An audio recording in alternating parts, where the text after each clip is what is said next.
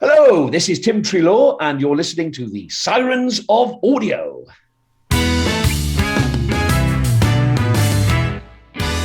Big Finish, for the love of Helsinki.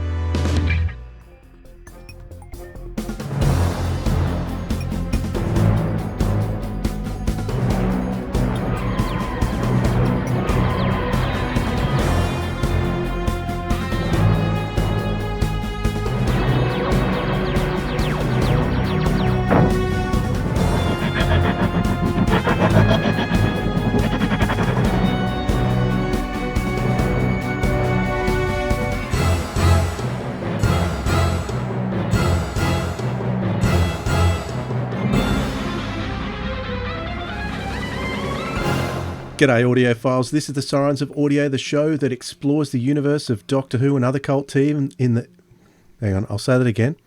G'day audiophiles, this is the Sirens of Audio, the show that explores the universe of Doctor Who and other cult TV in the audio medium. I'm Dwayne. And I'm Philip, and well done for getting that right the second time, Dwayne. No, now you've said that, I've got to leave it in, just so people have some context. Good, that's why I deliberately did it. How are you going, mate? Yeah, thanks. Yeah, thanks for that. I'm probably feeling a bit more awake than you are. You've got a lot going on in your world, including organising these crazy events that you've put together that are going to be lots of fun. Utterly stupid, but yes, it is. And Melbourne is shaping up really great, so very excited about that. We've just hit the 100 number, which is a nice number to hit.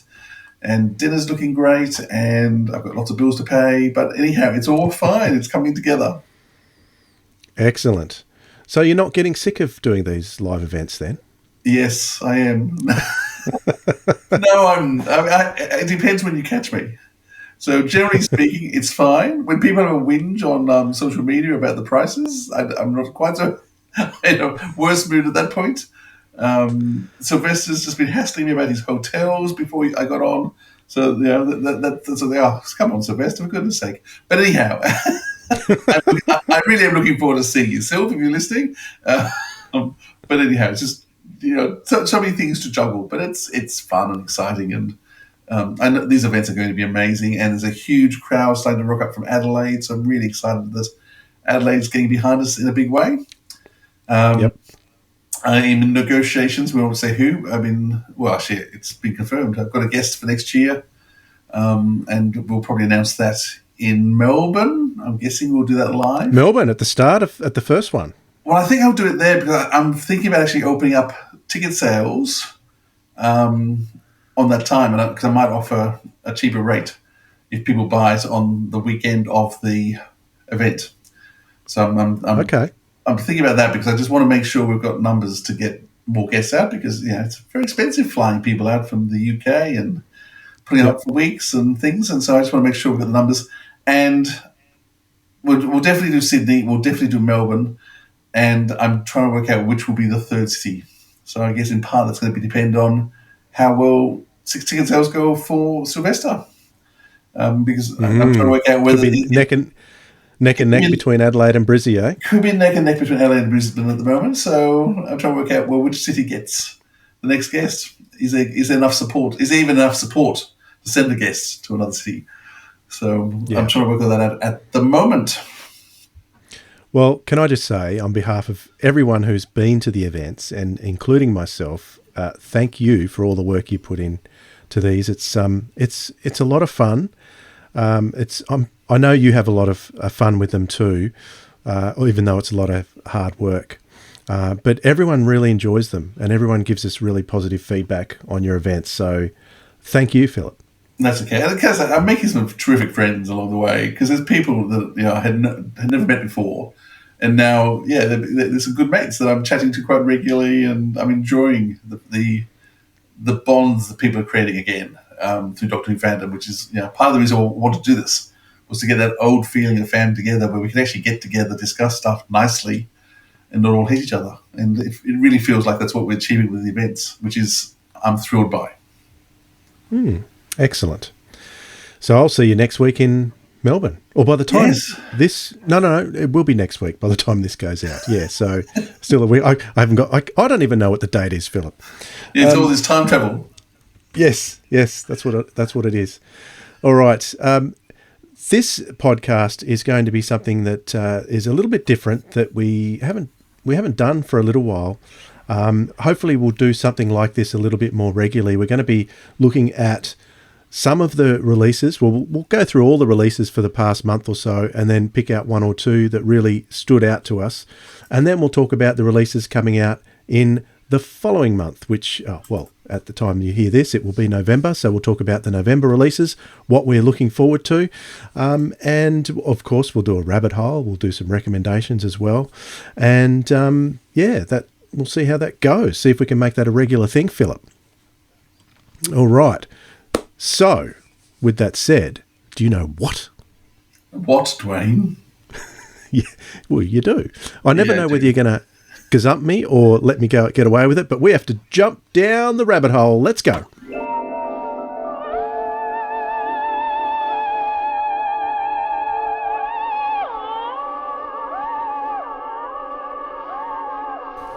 All right.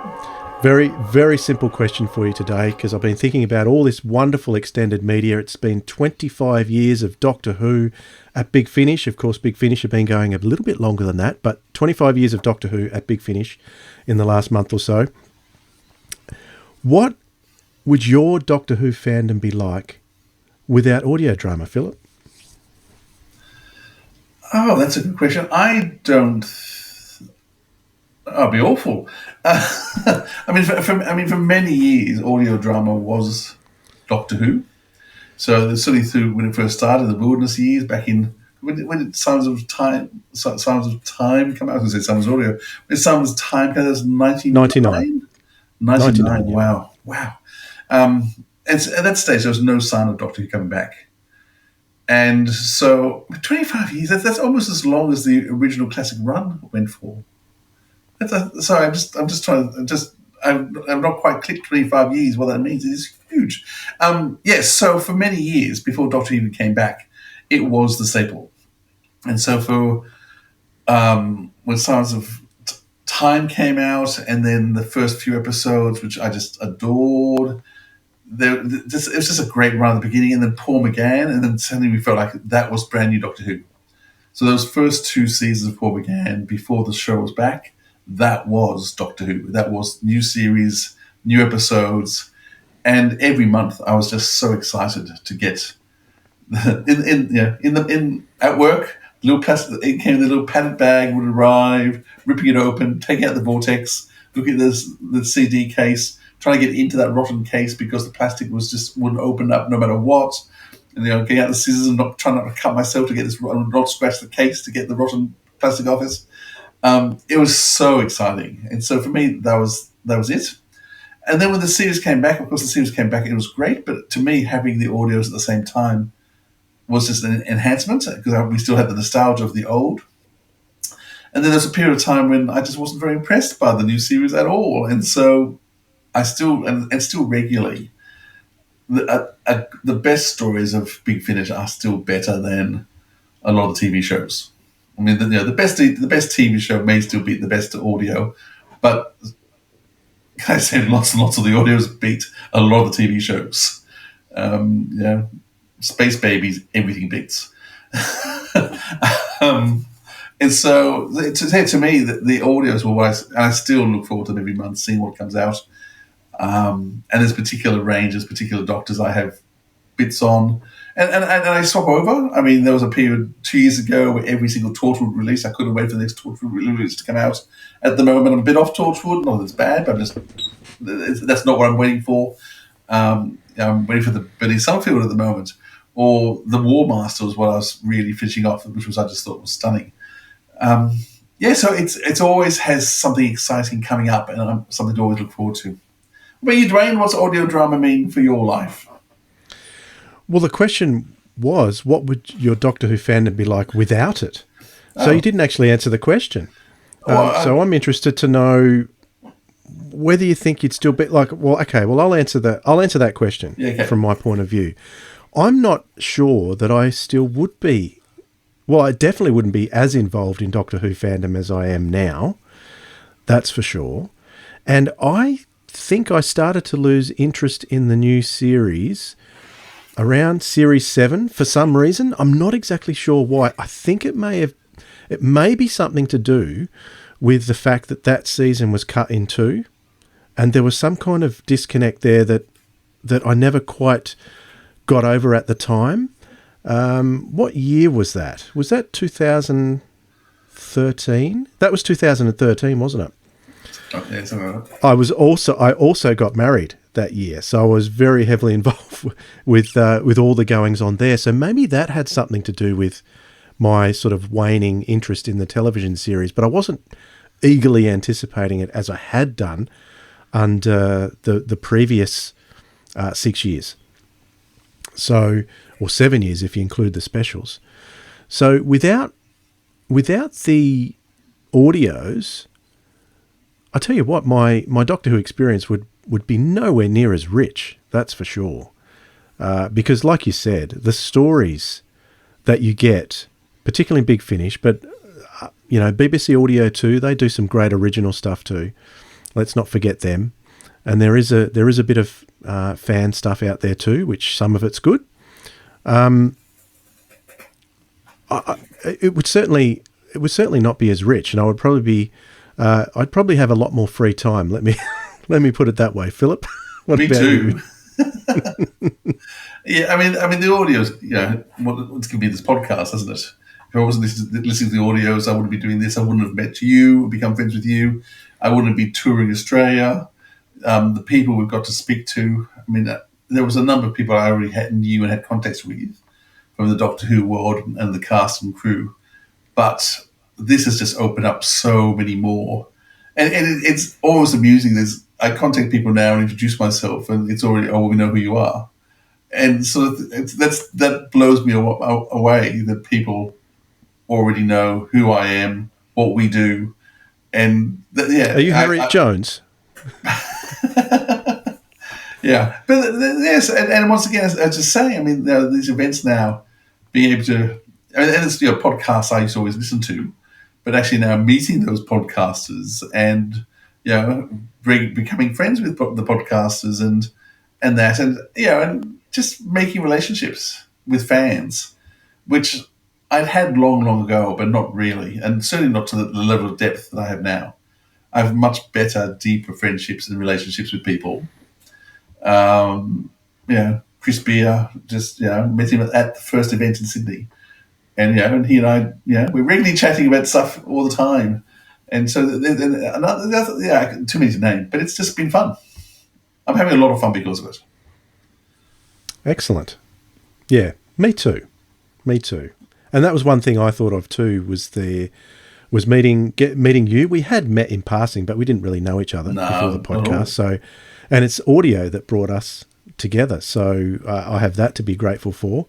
And what's particularly exciting about the Melbourne event next weekend is that there are going to be three of the major Australian Doctor Who podcasters there in attendance that I know of. There's going to be the Doctor Who show, 42 to Doomsday, and us. We're all going to be there, and it's going to be great to be together in person, where usually all we do is hear each other in our ears or watch the video pods. So that's I'm not trying to classify myself as one of the great Australian podcasts, but good on you, Dwayne. I am. Good on. They're the humility. I think they are. They are.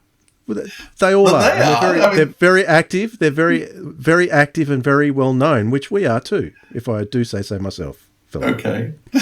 I'm glad you can. I can't do that. Well, you just said that people know you. Yeah, true. Okay. Yes. All right. So I'll back to switching back to modesty mode now. I'm really looking forward to that. Aside from the fact that we've got Sylvester and Janet there too. Oh, that's right. I forgot they're going to be there. That's right. Because of the audio dramas. So thank you, Big Finish. Thank you, Gary Russell and Nick Briggs and Nigel Fairs and all the gang who were back there in audio visuals days, because they are the ones that pioneered it before Big Finish came along. And thanks Jason Hay-Gallery for, creating the company to do that and the platform to do it.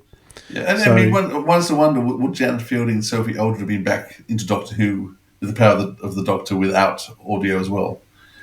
Jan in particular, left acting behind, and it was brought back because this is what kept her acting happening. So, what Big Finish has done in particular is just astounding. So, very happy for what they've done for me, but also what they're doing for fandom around the world, and even the cast, and keeping them in people's minds and keeping that nostalgia going. It's just wonderful.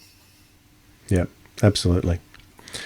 All right, let's climb up out of the rabbit hole, and we'll talk about the releases for the month of October 2024. I'll just run through them quickly. So I've got them all out there. It's quite a few. There's the 8th Doctor and Lucy Miller box set, Series 3. There was Torchwood Widdershins by Guy Adams. The 3rd Doctor Adventures, the Quintessence. The 8th Doctor Time War Uncharted, Volume 1, Reflections. That's a big mouthful, getting that title out.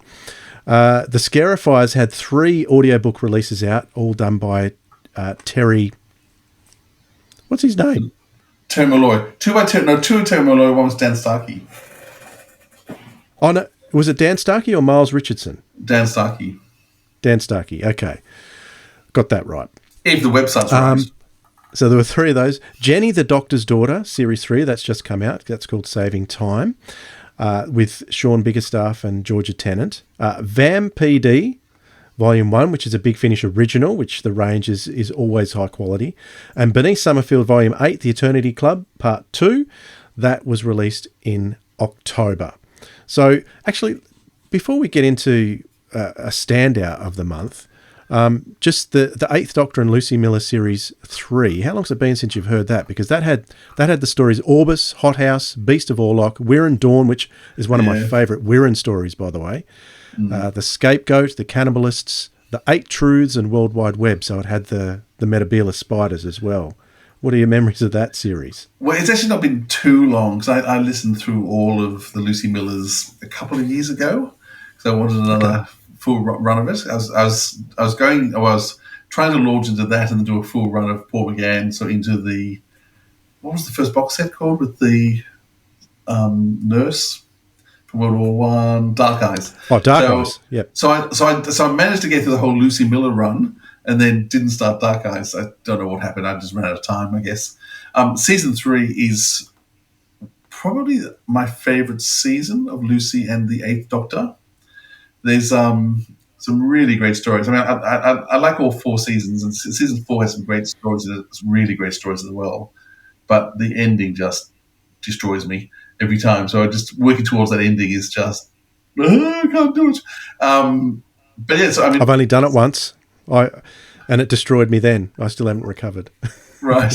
Orbis is wacky as. I mean, and it's one of those, it's all just jellyfish talking to the Doctor. And, I'm not big into non-human species, but it's still... I know. It's still interesting in terms of what's going on. The hothouse with the crinoids I love. It's just such a good series. You are right. Wirren Dawn is a stunning, stunning story. The Scapegoat is great. The Cannibals is lots of fun. And then into the 8 legs double shows. The whole box is brilliant. And so we actually did a Randomoids episode a while back with Pat Mills as our guest, talking about the Scapegoat. So I'll put a link in the description for that. You can go back and have a listen to that. Because Pat Mills obviously went on to become more famous over the last year with the release of the Star Beast as part of the new television series. He likes having beast in his titles. Yes, he does. It's a good one. So if you haven't listened to that box set, I've got them all as individual CDs upstairs, but they're all downloaded now. And my system I've got them all. I'm not sure whether I've got them on my web on my app or not. I think I may have bought the CDs and buying the CDs at that stage.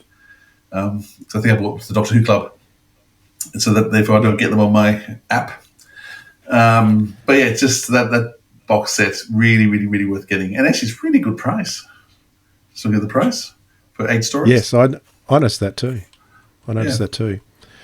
All right, another release that's only just come out, so we haven't had a chance to listen to it yet, is Bernice Summerfield, The Eternity Club 2. Now, I know you've listened to The Eternity Club 1, which came out in September, so we haven't talked about that before. What are your thoughts on this new take on the Benny Summerfield range? It was always going to be interesting what they've done, because they've had her with the Unbound Doctor for a long time. And so, with the death, tragically, of David Warner, I was curious to see what they were going to do with Benny. And it's interesting what they've decided to go back to. To me, the best Benny is her on the Brastel collection. I love her with all those characters. And it was a soapy, kind of was a bit like a soapy, but you just had recurring characters all the time. And although budget-wise they couldn't put them all in all the time because it was just expensive, but you had enough of them coming in all backwards and forwards. And I also bought all the books, which I really enjoyed. So to me, that to me is the Bernice's high point, with her with a set of reoccurring characters. And I guess that's what they kind of did with the Eighth Doctor with Stranded, was move back into the realm of let's just have the same characters playing over and over again. So what they've done with Bernice is they've put her in a situation where it's going to be in a place with reoccurring characters. And so the first box set, the first episode, I really enjoyed seeing it all up, meeting all the characters that are going to be in her new home. Bernice trying to work out how she was. I can't. I need to listen to it again because I can't quite work out how she got there. And I can't quite work out when it's set. I'm assuming it's after the time with the Unbound Doctor, but it's not. From my memory, it wasn't really clear. It just sort of dived into the story with her and meeting different characters. And there's I won't just spoil it all, but there's lots of very funny, diverse characters. Sontaran, all different races. So what is this? A Sontaran, the race that the first Doctor found on Galaxy 4. I was going to say Drashic, but that's wrong. Who are the Draven. Draven. So there's Third Doctor, Reptilian, Master, Frontier in Space. Draconian. Draconian. There we go. I'll just describe things and you're going to come up with the right race. Charades. My brain has gone totally. But anyhow, there's all these different characters who are sort of in a nursing home with her, and it's just getting to know these characters and getting to know the stories. I loved it. And I love Lisa Bowerman. I love the character Bernice. I had fun. Did you listen to that? You listened? Yes, I have listened to it. It was one of those situations where I was a little bit distracted, so I do want to go back and listen to number 1 before I jump into number 2. And I always love Benny. So yeah, can't really go wrong with Lisa Bowerman. No, she's just wonderful. Yep. So I'm really looking forward. I've got to really listen to, so I've just got to find time somewhere to listen to episodes. And are you enjoying the monthly releases of the ranges now? Some of them. Yes, because we had Dark Gallifrey released monthly, and we've got this being released monthly now. So the shorter sort of mini-series type sets being released in small sections. So how do you find that? Let's see. So it depends. I really loved it with the Sontaran Rutan War, which when they first introduced it, and I think that those 4 episodes were stunning. They did then the Dark Gallifrey Morbius, and I really struggled to get into that because there's also like pirate ships and the Tide ships was more like a pirate ship, and I actually found the 3 episodes 3 months apart. I struggled to keep hold of the story along the way. They've just done the Dark Gallifrey with the War Master, and that was actually easier to hang on to because each part is a bit more unique. In fact, I was actually quite surprised that David Warner was in.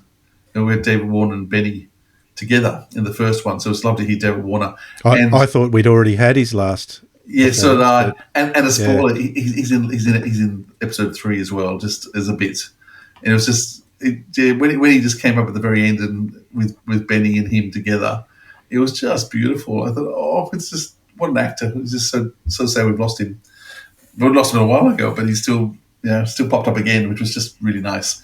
So the War Master, the second episode in particular, I really enjoyed.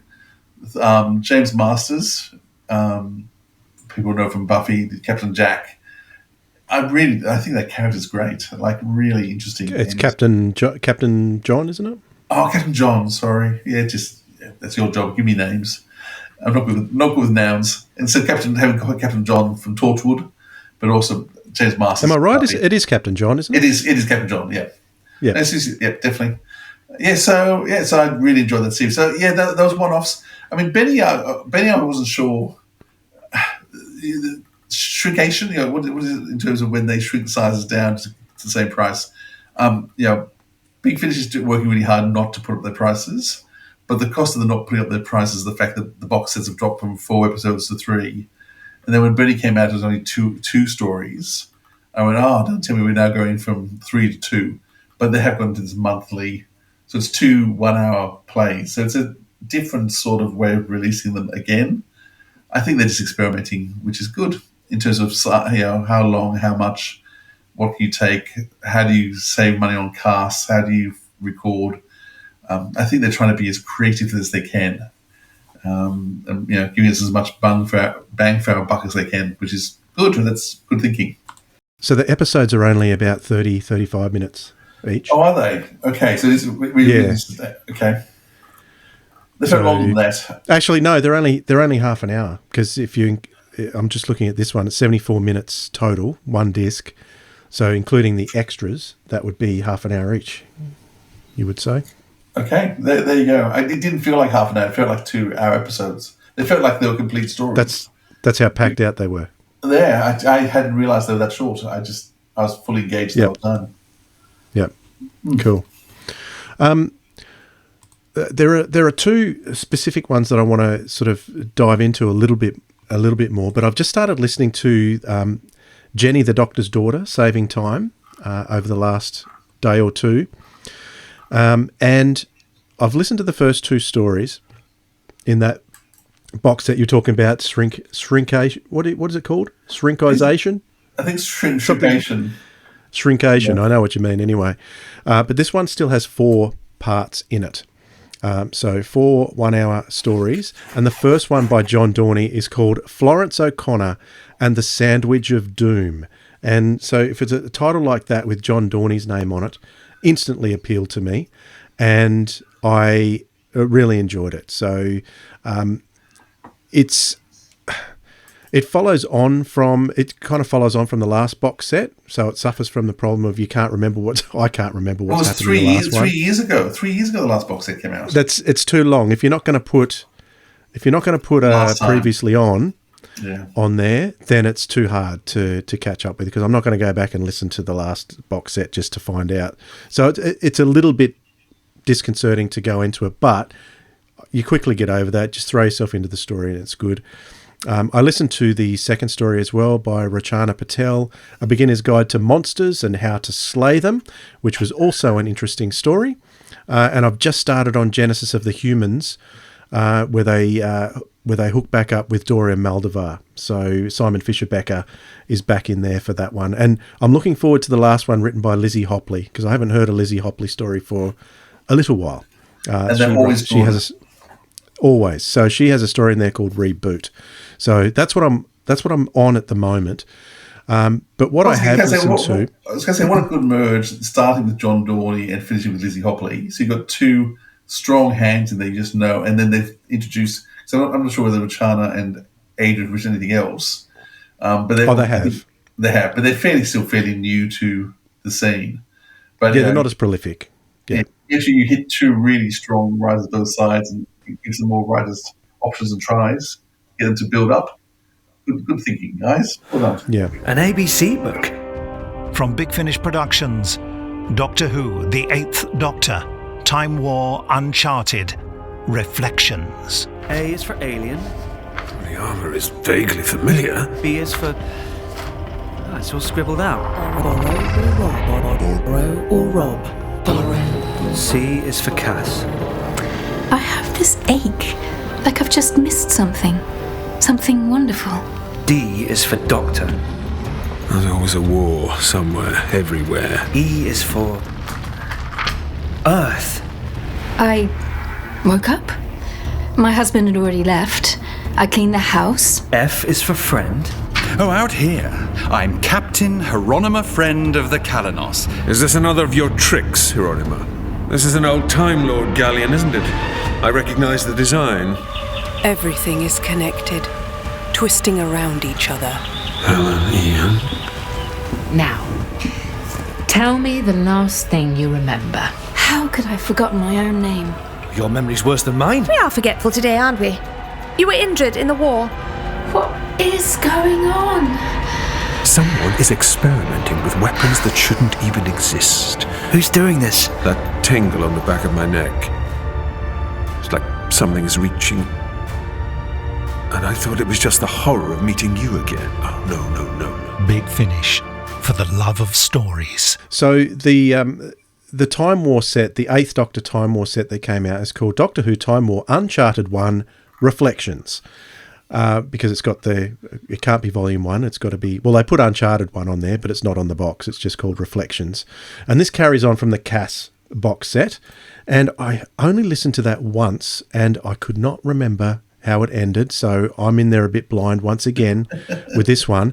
And I always, you know what I think of Time War stories, I find them a little bit confusing, a little bit hard, and I just need to just let go and not try and concentrate so much and just let the story wash over me. And it makes a lot more sense because it's the Time War. It's not meant to make sense. But in a weird way it does. There's some great authors in here. You've got Catherine Armitage, Tim Foley, and James Moran. And it's also a box set that contains 4 stories, which is good. So Tim Foley writes 2 of them. James Moran's, we know him well. We've had him on the podcast too, because he wrote Fires of Pompeii and has written a couple of other things too.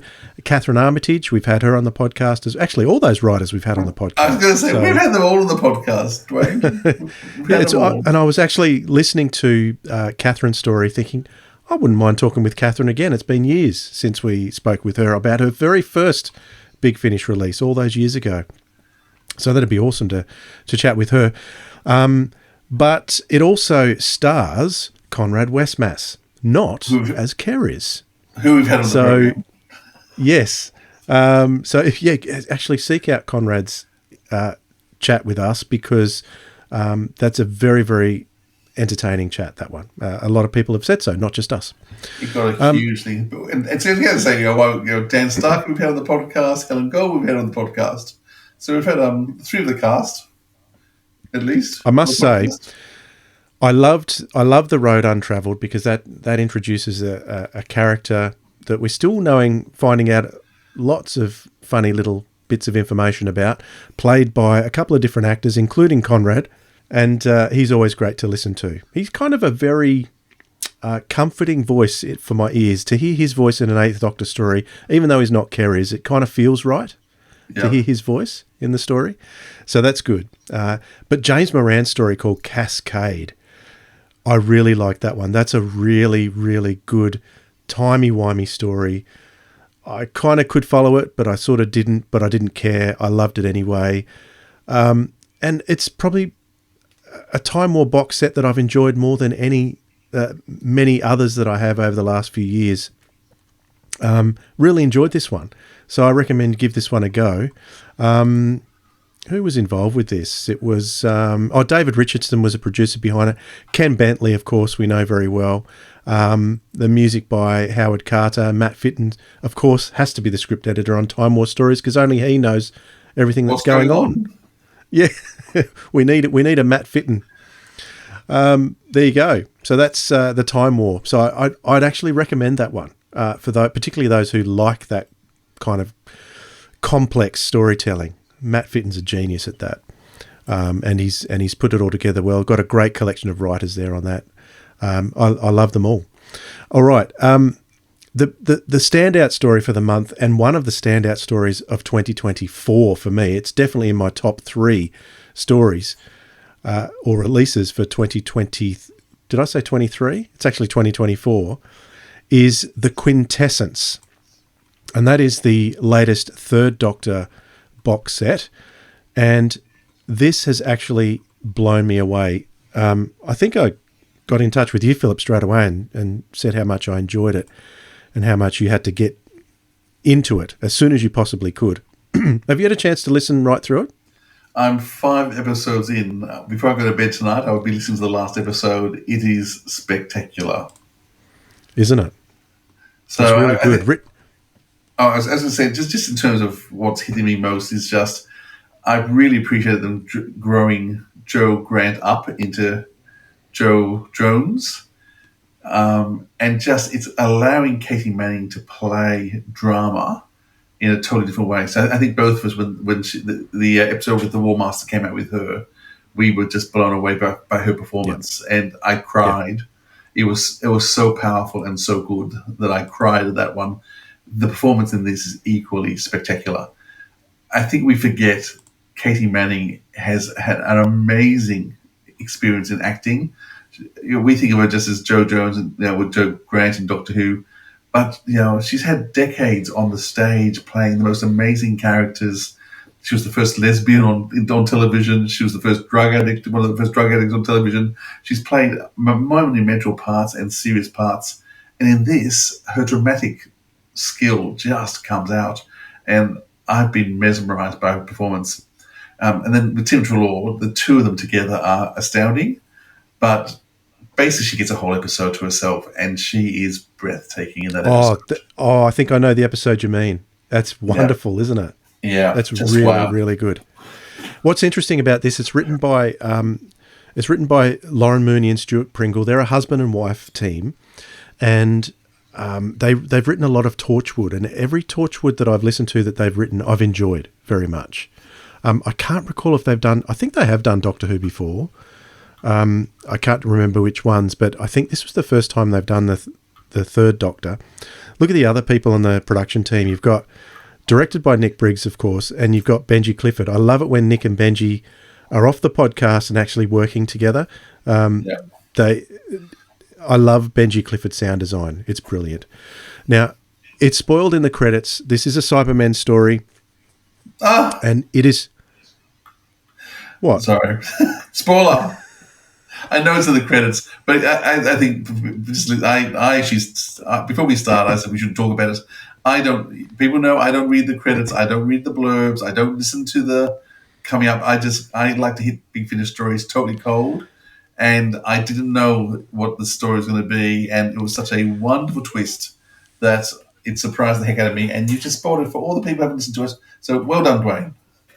Well, it was also the theme of the Big Finish podcast that was promoting this was called Cyber Torch, which is Torchwood and this one coming out the same week. Doesn't mean that people listen to the Big Finish podcast. But I knew the Cybermen were coming, and well, there you go. But I still wanted to know how. And what is great, this is a 6-part story, but it's one of those classic 6-parters where they break it down. Every 2 episodes is like a separate story on its own, and you've got that one that you mentioned with Katie Manning. That's almost like one episode on its own. It is. But they kind of break it down into sort of 2-episode locations. So I'm always wondering, how are they going to get? You're wondering where are the Cybermen coming into it? It just doesn't seem to make sense. And then it just goes on to the next amazing revelation, and the next amazing revelation. And I've got to say, like I said already, this is in my top 3. It could be my favourite story of the year. Maybe it's so fresh that it's certainly one of them. That's for sure. So it's got all those elements that you want in a good story. If you get nothing else for the month of October, get the Quintessence. I think it is unmissable stuff. Unmissable. Yeah. And of course, for sort of those who are interested in the chronology, it's set between the Green Death and the Time Warrior. So is that correct, Philip? I'm pretty sure that's where they've... Not for Katie. Yeah, that's right.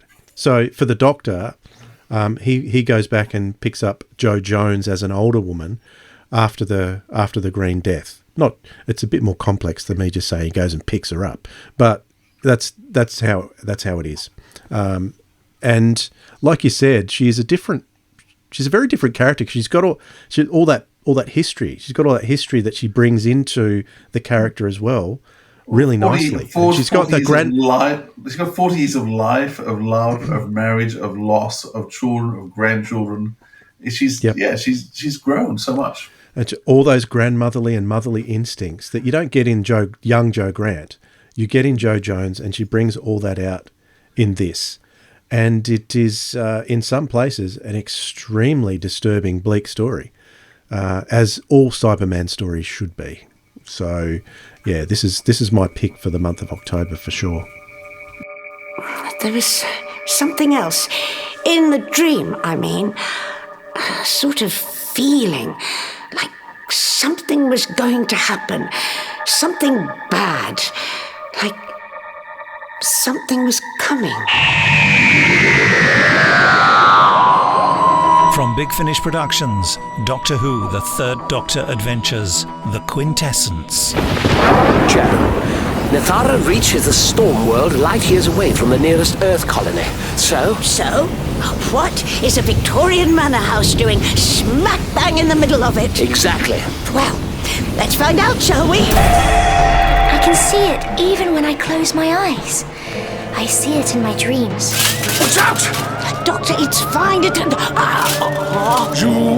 will be like us. Isn't it difficult being all alone out here? But we haven't been alone, not really. The angels are with us. It gets hard to know what's real and what I've only dreamt. Angels? Did they send you to us, Joe?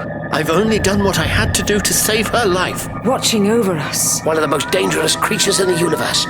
Big Finish, for the love of stories. Human life is short.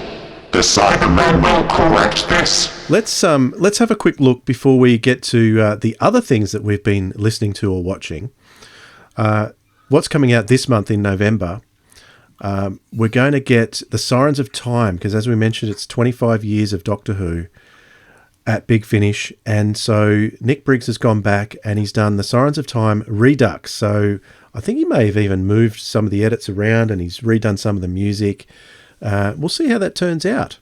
Did you get in for any of those hard copies? I didn't myself. I'm still sticking with downloads on that one. I can't afford the postage. But the postage is more than the actual CD. I save the postage for stuff I have to get. I've just ordered myself the Liz Blake 7th season 2 book. I have no choice. But yeah, it's just downloads, which is sad. But I need to have some self-control sometimes. Okay. So the Seventh Doctor has a box set coming out in November too. It's a new companion that he has, the Doctor and Kaki. So who is Kaki again? Do you remember who Kaki is? Is Kaki a real historical person? I've got no idea. Or is that a fictional character? I think Kaki might be some kind of fictional ghost hunter. I think I haven't got the details in front of me, but Kaki is going to be played by Dan Starkey, so that'll be good. He's always good value. This one was only recently announced. Gallifrey Echoes Through Eternity. Are you looking forward to this one? This is a short trip style release. So there's 4 stories on here read by Sean Carlson and Miles Richardson. And Sophie Aldred. Sophie Aldred as well? She's got one as well. Excellent. Yeah, I guess so. I'm waiting to see. I mean, I was never particularly enamored by the short trips. That they weren't generally my thing. I thought the Gallifrey label on it might twist your arm into being a bit more excited. No, I'm sure. You wait and see. I'll wait and see. I'm excited. I'm excited for the next Bernie Summerfield. I think I'm excited for the Once and Future and the Fugitive Doctor finally appearing with Big Finish. I'm trying to work out how they're going to finish the Once and Future. I mean, we did a big episode on all the episodes last year, was it? Some point where we looked at everything, all the episodes, and this was the one that was left off. Which is, I don't know why they left it for 12 months. I'm very curious to see all kinds of information about it. I don't know why they went 12 months. I think perhaps leaving dust to settle might be a theory. I don't know. But perhaps to make it close, like to make it an introduction to the Fugitive Doctor set that's coming out. Is it January or February next year? It's only coming out in the next couple of months anyway. So that could be a reason. I don't know.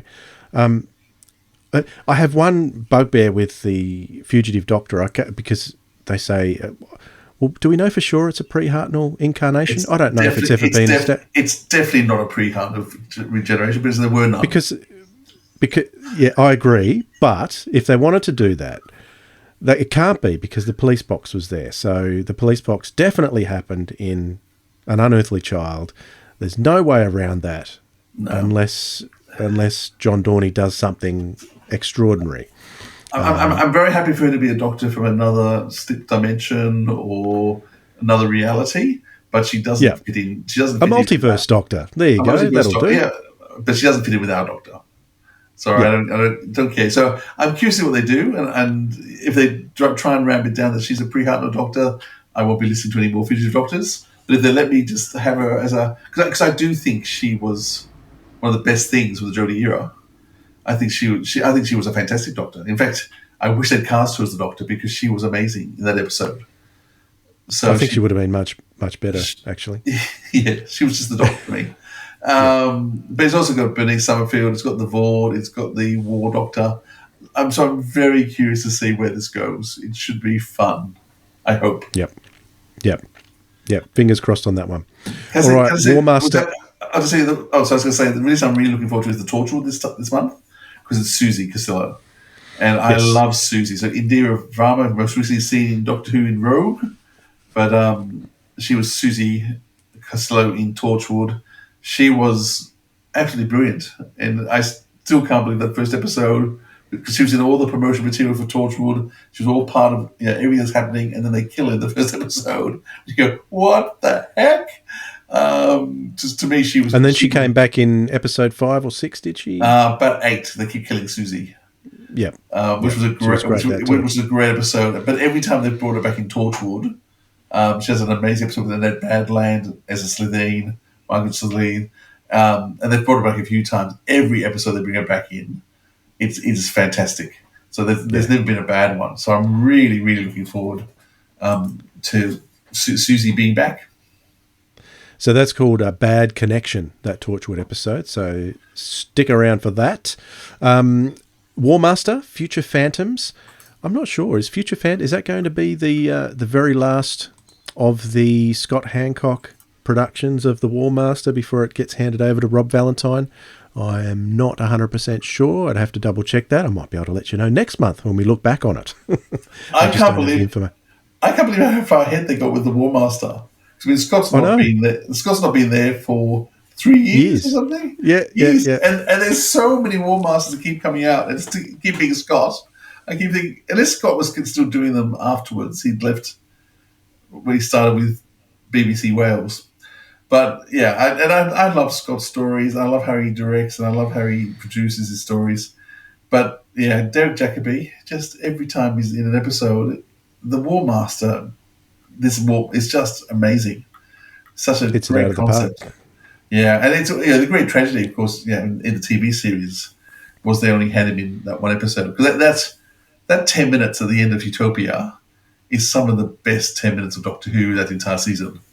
Because the whole episode of Derek Jacobi is just wonderful, because I adore Derek Jacobi. I've seen him live. May not even be 10. May only be like 5. 5, but he is just the master straight away, and so bad and so evil and spectacular.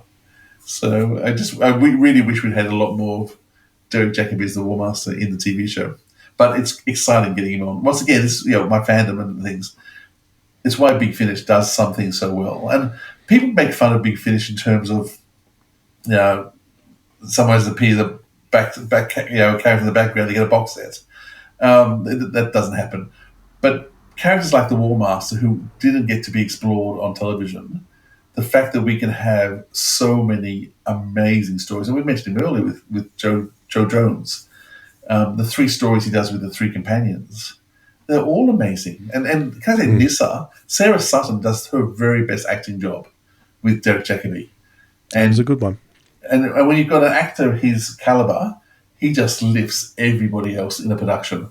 And it's just amazing. And some of the best acting you see happens with these War Master episodes, because Derek Jacobi is just so good.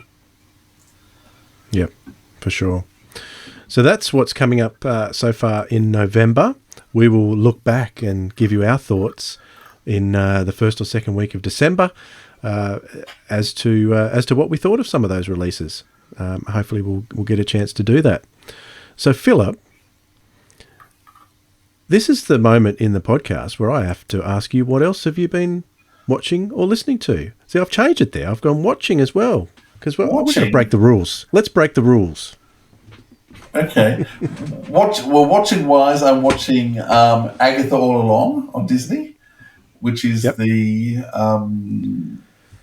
it's a spin-off to... what I can't remember what it was called. Was it WandaVision? WandaVision, which I thought WandaVision was probably the best. Has been the best TV series they've done so far for Marvel. But I think Agatha All Along is coming a close rival to it. So I think we're 5 or 6 episodes in so far. So I'm still not quite sure where it's going. But each episode adds a lot more, and the cast it's only a tiny cast, regular cast, but boy, they're good. And that's been great. What else have I been watching? I've been watching David Tennant in Rivals. I'm about 4 or 5 episodes into that, which he's playing a really rotten, nasty owner of a television station. And it's all the interplay between different characters there. I don't know how you describe it. No one's particularly nice in it. And so all the interplay there, but it's been a huge hit in the UK, and it is engrossing television, if not pleasant. There may not be pleasant television, just in terms of people and the backstabbing and the politics and the etc. But it just once again shows David Tennant's range. He really is one of the best actors in the UK.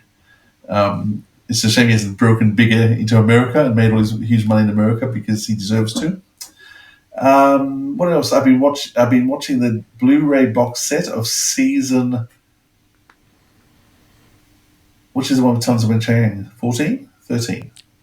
It's 14. 14. Just trying to count them up. 14. So I've just finished watching all the shows, and I'm on to these. I've just watched Tales of Wen Tang, and there's 3 discs to go with it. So I'm on to the second disc of extras at the moment.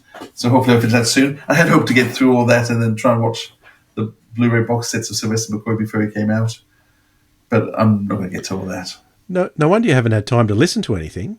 You're watching all this telly. Yeah, well, I haven't started with what I've been listening to, but that's okay. Give us what you've been listening to. What I've been listening to, I must admit, I'm basically a month behind with my listening. So I said, we said you want to talk about October. I was thinking, do we have to talk about October? I can talk about September. I think I talked about the fact that we talked about the 4th Doctor, Dominant Species. I think we talked about that. You did. You did recommend that. Yep. One. Stuff of Legend, I listened to, really enjoyed. We'll talk about that a bit more later. Yeah. Oh, and the Gallifrey, the War Master, 3 episodes. So, yeah, there's lots of good stuff out there, but I've got no time. And then, let alone I'm also doing a lot of stuff at the moment with podcasts and American politics, with the election in a week's time and the end of the world coming. Yeah. So right. I'm feeling how it must have felt with World War II coming, and that everyone was blind to it. But you can just sort of, some people will see it coming, and yet all these people are just moving closer and closer to oblivion and just being blind to that's where they're heading. That's my view anyway. We'll see. The world may be over in a couple of weeks' time, one way or another. What are you listening to, Dwayne?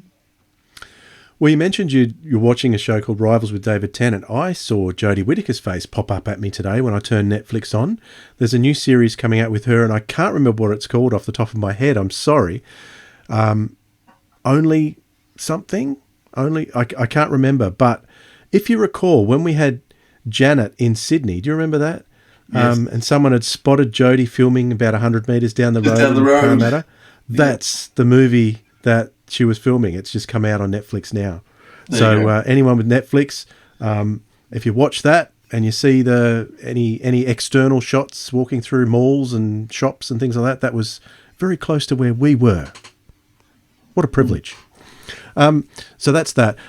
Something else I've been watching on Netflix, if we're talking shows, is a new Australian series called Territory. And you know why I like stuff called Territory, set in the Northern Territory. It's a bit like, have you ever seen Yellowstone? I know of it. I haven't seen it. With Kevin Costner. So it's like Australia's answer to Yellowstone. Very different story, but it's set on a cattle station in the Northern Territory, and there's lots of drama and things going on there. So lots of shots where Kel and I recognise places that we'd been. But, they're sitting at this place. That's that place. So it was a lot of fun there, and it was sort of breaking my heart, making me want to go back there, because I think my heart is in the Northern Territory, Philip. Thank goodness for the internet, because I can do this podcast from up at the Territory. Yes, with the time difference, which is going to work that out. Only half an hour there. Only half an hour. As far as listening, I just want to recommend a couple of podcasts, particularly the boys from 42 to Doomsday have recently released one of 3 podcasts this year with Aaron Challenger, a collectible shop owner from Melbourne. It's Aaron's Collectibles, isn't it? That's what it's called. It is Aaron's Collectibles, yep. And he was talking a lot about merchandising and the state of merchandising. And I'm sure as a collector of merchandise yourself, Philip, you would have found that episode fascinating. He also talked about a Disney insider that he had and some information that he got from them about how Disney views their ratings. They're not really interested in ratings. They're more interested in subscriptions. So for more details... Fascinating discussion that was. Well, it's interesting. It makes sense too. If you look up 42 to Doomsday, I might put a link for that episode in the show notes too. It's a very fascinating story. If you like merchandise, if you're interested in, Disney speculation as well, you can head over to there. If you're interested in the big collection of recorded television that was found in a state recently that's being sorted through at the moment, always follow 42 to Doomsday. These are the guys that are going to break that news to you first. Also, the Doctor Who show. Philip. I was just going to plug to Aaron's Collectibles. For people who are in Melbourne, Janet Fielding and Sylvester McCoy are actually going to do an hour signing at the store on the Saturday. So, seriously? Yeah. That's it, yeah. Oh, I'm glad I didn't plan anything. I'll have to go out.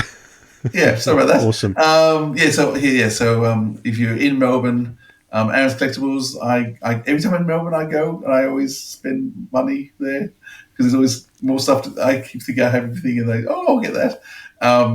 So as well as the day event on the Sunday, you can actually get a bit of a glimpse beforehand. And if you buy something from the shop, I think you get an autograph. I think is how it works. So if you're in Melbourne, Aaron's Collectibles on the Saturday at 1 p.m. Sylvester McCoy and Janet Fielding.